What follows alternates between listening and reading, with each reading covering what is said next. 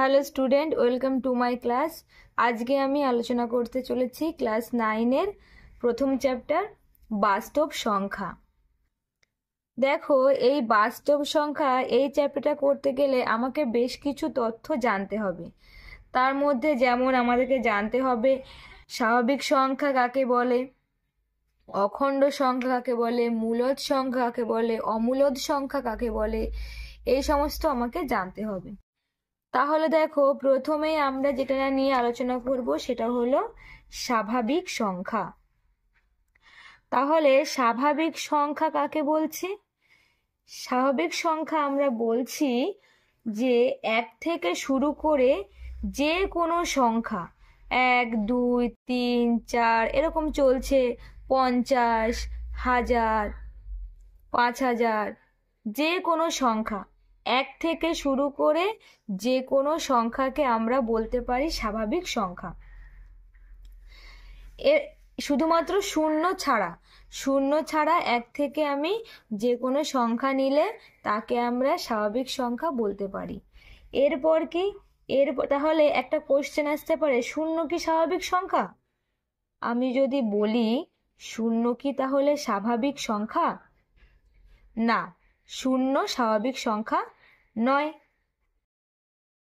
কারণ স্বাভাবিক সংখ্যা যারা, তারা 1 থেকে শুরু করে যত বড় সংখ্যা হবে হোক সেটাই হবে স্বাভাবিক সংখ্যা, কিন্তু শূন্য স্বাভাবিক সংখ্যা নয়। এবার শূন্য তাহলে কি সংখ্যা?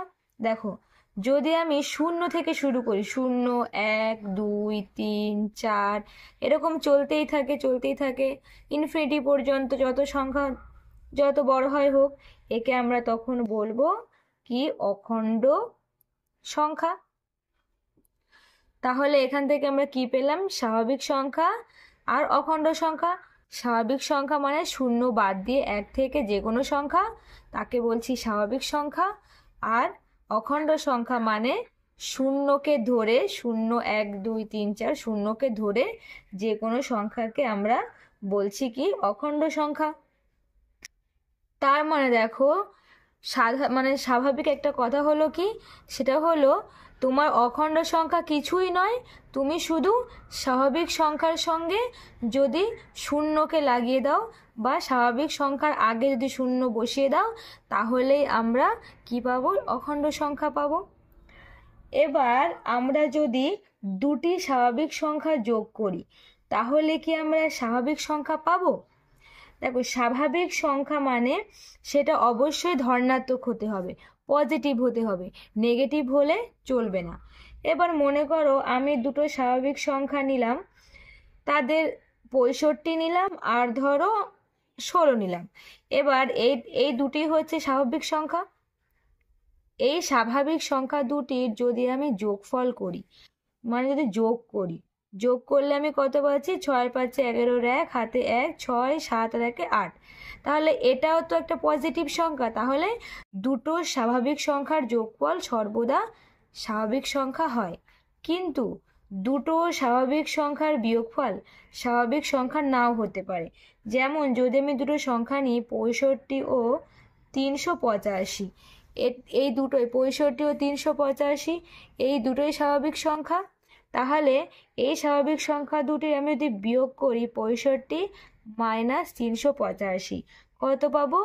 বিয়োগ করে দেখো, -320। কারণ কি, বিয়োগ করলে 320 হলো, যেহেতু বড় সংখ্যার চিহ্ন মাইনাস, তাই মাইনাস হলো। আর মাইনাস কখনো স্বাভাবিক সংখ্যা হতে পারে না, তাহলে এটি স্বাভাবিক সংখ্যা নয়।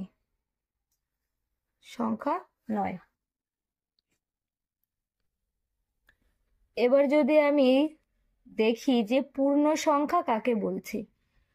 পূর্ণ সংখ্যা মানে যে কোনো সংখ্যা, তুমি 5, 1, 3, 7, -5, -2, -7 যা খুশি, যে কোনো সংখ্যাকে আমরা পূর্ণ সংখ্যা বলছি। যে কোনো সংখ্যাকে আমরা পূর্ণ সংখ্যা বলছি। এখন আমি এই -320, এটি আমার কি হয়নি? স্বাভাবিক সংখ্যা হয়নি, স্বাভাবিক সংখ্যা নয়। কিন্তু এই সংখ্যাটি কিন্তু পূর্ণ সংখ্যা। কারণ পূর্ণ সংখ্যার ক্ষেত্রে ঋণাত্মক হলেও সে পূর্ণ সংখ্যা হয়।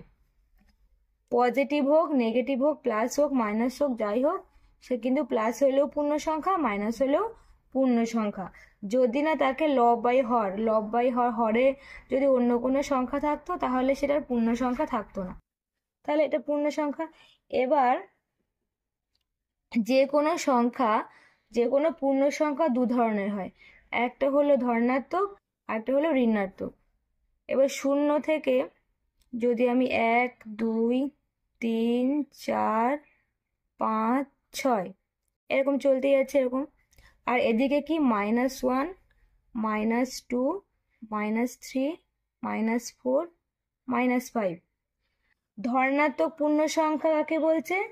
যে এই শূন্যটা হচ্ছে মিডিল পয়েন্ট, এই শূন্য থেকে বড় যে কোনো সংখ্যাকে আমরা বলি ধনাত্মক পূর্ণ সংখ্যা। তাহলে শূন্যটাকে আমাকে কেন্দ্রবিন্দু ধরতে হবে। শূন্য থেকে বড় হবে যে কোনো সংখ্যাকে আমরা বলবো ধনাত্মক পূর্ণ সংখ্যা, আর কি শূন্য থেকে ছোট যে কোনো পূর্ণ সংখ্যাকে আমরা বলবো ঋণাত্মক পূর্ণ সংখ্যা। এই শূন্যটা সবসময় মিডিলে থাকবে। এবার আমাদের মেন যেটা সেটা হলো মূলদ সংখ্যা। মূলদ সংখ্যা কাকে বলছি? যে সংখ্যাকে আমরা p/q আকারে প্রকাশ করতে পারি, যে সংখ্যাকে আমরা p/q আকারে প্রকাশ করতে পারি এবং কিউ সবসময় নট ইকুয়াল টু 0 হয়, মানে এই হর কিউ 0 হলে চলবে না, 0 ছাড়া অন্য যে কোনো সংখ্যা হলেই হবে, তাকে আমরা কি বলবো? তাকে মূলদ সংখ্যা বলে। যেমন আমি কি লিখতে পারি? 5/7, 3/4, 1/2, 5/9, এই প্রত্যেকটা সংখ্যাই মূলদ সংখ্যা। কেন? কারণ এই সংখ্যাগুলিকে আমরা p/q আকারে প্রকাশ করতে পারছি এবং প্রত্যেকটা ক্ষেত্রে দেখো কিউ নট ইকুয়াল টু 0, মানে হরগুলো একটাও 0 নয়। এবার আমি যদি শুধু 5 লিখি বা শুধু 7 লিখি বা শুধু 3 লিখি, এগুলো কি মূলদ সংখ্যা? হ্যাঁ, এগুলো কি মূলদ সংখ্যা। কেন? কারণ দেখো এই 5 শুধু 5 বা শুধু 5 মানেই তো হলো 5-এর নিচে কেউ নেই, মানে তো 1 আছে, তার মানে একেও তো আমি p/q আকারে প্রকাশ করতে পারছি, এটা সমানই তো p/q। আর এখানেও তো সেম ভাবে কিউ নট ইকুয়াল টু 0, কিউটা তো 0 নয়, কিউটা তো 1, তার মানে আমরা বলতে পারি যে কোনো পূর্ণ সংখ্যাই হলো কি মূলদ সংখ্যা। যে কোনো পূর্ণ সংখ্যাকেই আমরা মূলদ সংখ্যা বলতে পারি। এবার যে কোনো পূর্ণ সংখ্যাই মূলদ সংখ্যা, কিন্তু যে কোনো মূলদ সংখ্যাই পূর্ণ সংখ্যা না। যেমন যদি আমি 5/7 লিখি, এটা হচ্ছে একটা মূলদ সংখ্যা, কিন্তু এ কি পূর্ণ সংখ্যা? না, এ পূর্ণ সংখ্যা নয়। এটা কি? এটা একটা ভগ্নাংশ। তাহলে কিন্তু এটি পূর্ণ সংখ্যা নয়। তাহলে আমরা কি পেলাম? মূলদ সংখ্যা কাকে বলছি? যে সংখ্যাকে আমরা p/q আকারে প্রকাশ করতে পারি এবং Q not equal to 0, Q 0 হলে হবে না, তাকে বলছি মূলদ সংখ্যা। যে কোনো সংখ্যা হতে পারে 5/7, 3/4, এবং যে কোনো পূর্ণ সংখ্যাই মূলদ সংখ্যা, কারণ প্রত্যেকটা পূর্ণ সংখ্যাকেই আমরা p/q আকারে প্রকাশ করতে পারি। কিন্তু যে কোনো মূলদ সংখ্যাই কিন্তু পূর্ণ সংখ্যা নয়, কারণ যে কোনো মূলদ সংখ্যা ভগ্নাংশ হতে পারে, ভগ্নাংশ হলেই তো সে পূর্ণ সংখ্যা হয় না, সব ভগ্নাংশ তো পূর্ণ সংখ্যা নয়। তাই মূলদ সংখ্যা মানেই যে পূর্ণ সংখ্যা এমনটা নয়, কিন্তু প্রত্যেকটা পূর্ণ সংখ্যাই মূলদ সংখ্যা।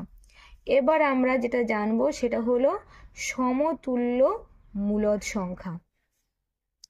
সমতুল্য, সম মানে কি? সমান, তুল্য মানে তুলনা করলে, তার মানে তুলনা করলে যদি আমরা সমান সংখ্যা পাই তখন সেটাকে আমরা সমতুল্য মূলদ সংখ্যা বলতে পারি। সমতুল্য বা এটাকে আমরা সমতুল্য ভগ্নাংশও বলতে পারি। যেমন ধরো আমি এখানে 4/6 লিখছি, 6/9, আর ধরো 8/12। এবার আমি যদি এই 4/6কে ভাঙি, 2 2 4, 3 2 6, কি পাবো? 2/3 পাবো। একইভাবে 6/9কে যদি ভাঙি 3 দিয়ে, 3 2 6, 3 3 9, মানে 2/3 পাবো। 8/12কে যদি ভাঙি আমি 4 দিয়ে, 4 2 8, 3 4 12, 2/3 পাবো। দেখো এই প্রত্যেকটার ক্ষেত্রে দেখো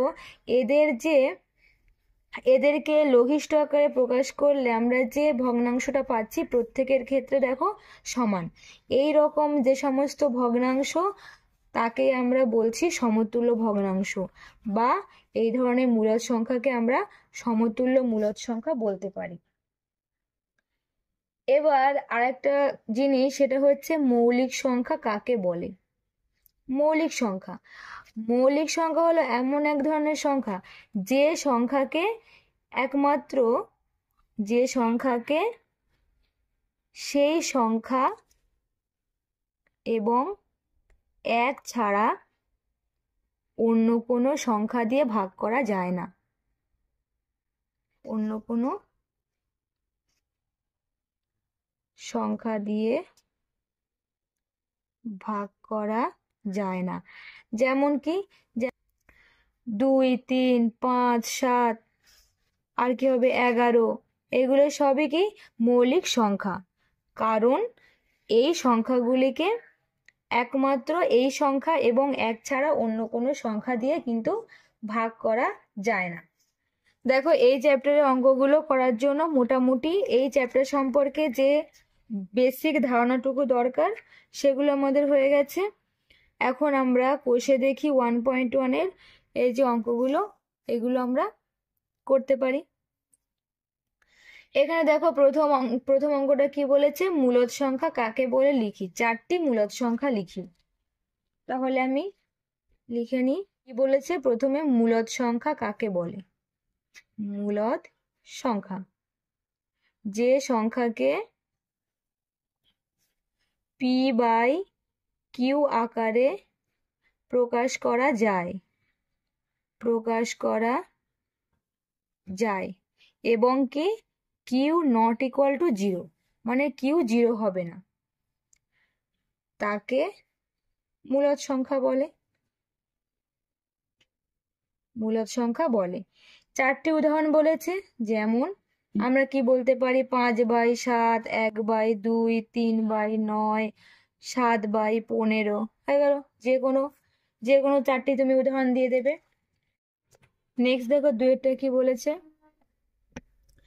দেখো 2-এরটা কি বলেছে, 0কে একটি মূলদ সংখ্যা, 0কে p/q আকারে প্রকাশ করি। দেখো 2-এর দেখি, 0 একটি মূলদ সংখ্যা। কেন দেখো, কারণ আমি 0কে কি লিখতে পারি, 0/1 করতে পারি। 0/1 করলেও তার মানেও 0, তা 0/1 এটা মানেই তো হলো p/q।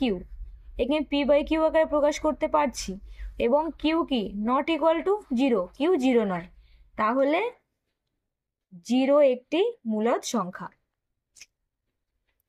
নেক্সট 3-এরটা কি বলেছে, নিচের মূলদ সংখ্যাগুলি সংখ্যা রেখায় স্থাপন করি।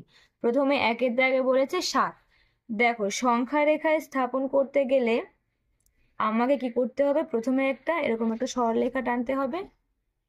মিডিলে কি থাকে, 0 থাকে, আর তার ডান দিকে কি সংখ্যা থাকে, ধনাত্মক পূর্ণ সংখ্যা 1 2 3 4 5 6 7 8। এদিকে ঋণাত্মক -1 -2 -3 -4 -5 -6 -7 এরকম। আর আমার চেয়েছে কি 7, এটা আমাকে চেয়েছি। তা 7 মানে দেখো এটা 7, এটা যেহেতু ধনাত্মক, তার মানে ধনাত্মক দিকে 7 কোথায়, এখানে আছে, এই বিন্দুতে আছে আমার 7। তাহলে দেখো আমার আনসার কি, আনসার হলো এটা, এই বিন্দুটা, এটাই হলো 7। এটাকে তুমি মার্ক করতে পারো। এবার নেক্সট দুয়েরটা, দুয়ে কি বলেছে -4। তো একইভাবে একটা সংখ্যা রেখা নিই, মাঝখানে 0, ডান দিকে 1 2 3 4 এই 5, আর বাঁ দিকে -1 -2 -3 -4 -5। যেহেতু আমাকে -4 বলেছে, -4 কোথায় আছে, এখানে আছে, তার মানে দেখো এই বিন্দুটাই আমাকে বার করতে দিয়েছে। নেক্সট তিনেরটা দেখো, তিনে তোমাকে কি বলেছে 3/5। এই 3/5কে সংখ্যা রেখায় বার করার আগে আমাকে যেটা করতে হবে যে এটাকে তুমি দশমিকে ভেঙে নাও। তাহলে আমি যদি 5 দিয়ে 3কে ভাগ করি, দেখো এই যেহেতু 3টা ছোট সংখ্যা, 5টা বড় সংখ্যা, তাই বড় সংখ্যা বাইরে, ছোট সংখ্যার ভেতরে ভাগ যায় না বলে এটা 0 দিলাম। এবার একে, এই ছোট সংখ্যাটাকে বড় সংখ্যা করতে গেলে এটা দশমিক দিতে হবে, এর পাশে এটা 0 লিখতে হবে। তা ভাগ করলে 5 6 30, তার মানে কত হলো 0.6। এটা কিন্তু পজিটিভে এসেছে, কারণ এর আগে মাইনাস চিহ্ন নেই। এখানে আমি যদি 0 ধরি, এখানে 1, এখানে 2, এখানে 3, এদিকে -1, এদিকে -2, এদিকে -3। এবার ভালো করে দেখো, এখানে আমি পেয়েছি কি 0.6। এবার এই 0 আর এই 1 এদের মাঝেই তো আছে 0.6, কারণ এর মাঝের কটা ঘর আছে, 10টা ঘর, 1 2 3 4 5 6 7 8 9, এই 10টা। তাহলে এর মাঝে 0.6 মানে কি 6 ঘর। তাহলে আমি কি লিখতে পারি, 1 2 3 4 5 6, মানে মোটামুটি এরকম জায়গায়, এই জায়গাটাকে আমি লিখতে পারি 3/5। এটা হলো। নেক্সট কি বলেছে, চারেরটা বলেছে 9/2। তাহলে 9/2কেও আমরা সেম, আগে এটাকে ভাগ করে নেব। একে যদি ভাগ করি 2 দিয়ে, দেখো 4 2 8, 1 হলো, ভাগ যাচ্ছে না, দশমিক দিই, দশমিক দিলে এটা 0 আসে, 5 2 10। এবার সংখ্যা রেখা আঁকি, এই আমার 0, 1 2 3 4 5 6 7, এদিকে -1 -2 -3 -4 -5।